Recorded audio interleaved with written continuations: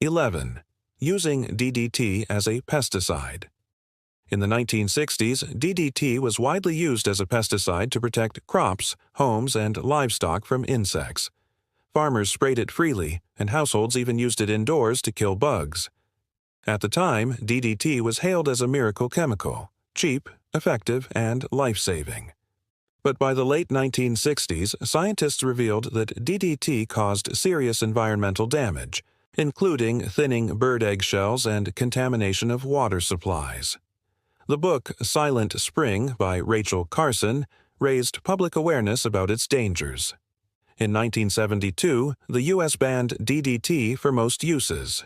Today, using DDT is illegal due to its toxicity and persistence in the environment. Back then, it was just part of everyday life, sprayed without a second thought. 12. Selling cigarettes to minors. In the 1960s, there were no federal laws preventing the sale of cigarettes to minors. Kids as young as 12 or 13 could walk into a store, hand over a few coins, and walk out with a pack of smokes. Smoking was everywhere, on TV, in movies, in schools, and even endorsed by doctors.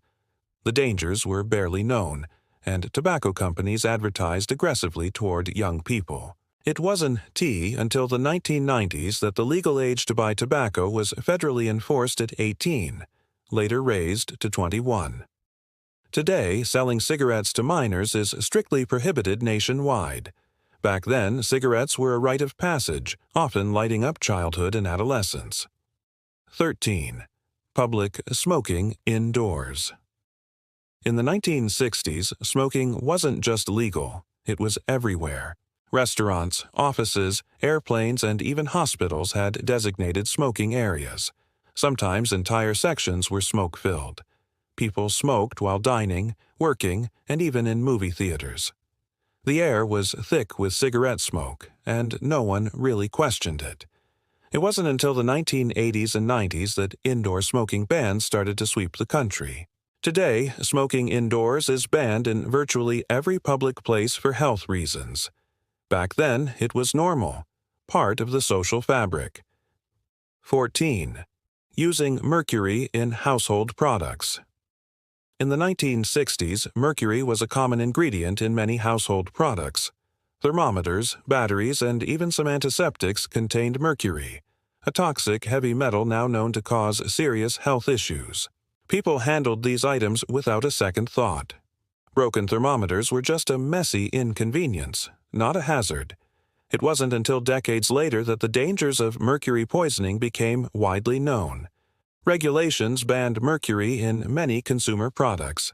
Today, mercury use is highly restricted, and safe disposal is mandated. Back then, mercury was just part of daily life, hidden in plain sight. 15.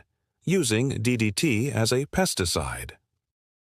In the 1960s, DDT was a widely used pesticide, sprayed liberally in homes, farms, and public spaces. It was praised for its effectiveness against mosquitoes and crop pests. However, its environmental and health dangers were unknown or ignored at the time. Rachel Carson's Silent Spring in 1962 highlighted its devastating impact on wildlife and human health. By the early 1970s, DDT was banned in the U.S. due to its toxicity and persistence. What was once normal is now illegal and recognized as hazardous. 16. Using leaded gasoline. In the 1960s, leaded gasoline was the norm for almost every car on the road.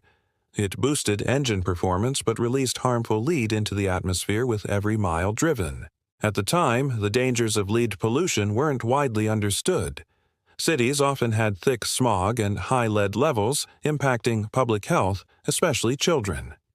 Starting in the 1970s, leaded gasoline was phased out in the U.S., and by the 1990s, it was completely banned for on-road vehicles. Today, using leaded fuel is illegal, but back then it was just how people fueled their cars. 17. Using chlorofluorocarbons, CFCs, in aerosol sprays. In the 1960s, aerosol sprays for deodorants, hairsprays, and cleaning products often used chlorofluorocarbons, CFCs, as propellants. CFCs were praised for being safe, non-toxic, and effective at delivering sprays. But by the 1970s and 80s, scientists discovered CFCs were destroying the ozone layer, increasing the risk of skin cancer and environmental damage.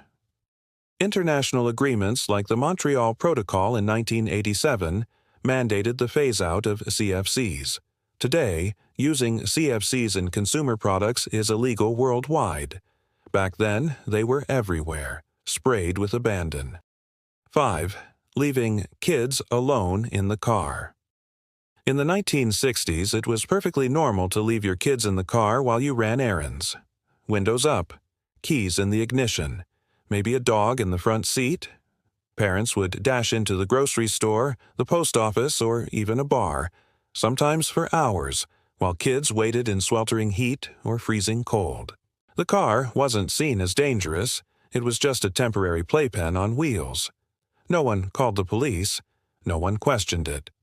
And when the kids got bored, they honked the horn or crawled into the front seat to pretend drive. Today, even a few minutes alone in a vehicle can lead to criminal charges or social services. But back then, it was just being independent. 6. Using lead-based paint indoors. In the 1960s, lead-based paint was everywhere, on walls, toys, furniture, and even cribs. It was prized for its durability and bright colors.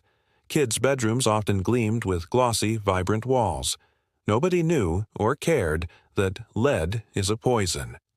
Decades later, lead poisoning was linked to learning disabilities, behavioral issues, and severe health problems.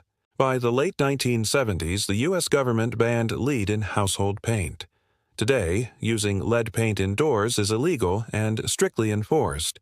Back then, it was just part of everyday life without a second thought. 7. Drinking raw milk. In the 1960s, many people happily drank raw, unpasteurized milk straight from the farm. It was considered wholesome, natural, and even healthier than processed milk. Farmers sold it at local markets. Families gathered it fresh from cows and goats. Pasteurization, heating milk to kill bacteria, was viewed with suspicion by some, who thought it destroyed nutrients. But raw milk carries risks. Harmful bacteria like Salmonella, E. coli, and Listeria can lurk inside, causing severe illness. By the late 20th century, most states banned the sale of raw milk for public safety reasons. Today, drinking raw milk is illegal or heavily regulated in many parts of the U.S. In the 60s, it was just how milk was. 8. Using asbestos in building materials. In the 1960s, asbestos was the go-to material for insulation, fireproofing, and even ceiling tiles. It was cheap, durable, and believed to be safe. Homes, schools, and office buildings were packed with asbestos-containing materials. Contractors sprayed it in walls, wrapped it around pipes, and installed it in flooring. It wasn't until the late 1970s that science caught up. Asbestos fibers were linked to lung disease, cancer, and other deadly illnesses. Today, asbestos is heavily regulated or banned in construction. Removing it requires professionals and expensive safety measures. Back then, it was just another building block of America's progress, with a deadly price tag we didn't understand. 9. Open containers in cars. In the 1960s, it was perfectly legal to have an open container of alcohol inside your car. Drivers and passengers could sip beer, whiskey, or wine while cruising down the highway. No laws prevented a parent from sharing a cocktail with their kids in the back seat. Police focused on reckless driving, not open bottles. Drunk driving laws were in their infancy. Most states didn't have a defined blood alcohol limit. That all changed in the 1980s and 90s, when stricter DUI laws and open container bans took hold nationwide. Today, even having an open beer can in your car can lead to fines or arrests. Back then, it was just part of the driving culture.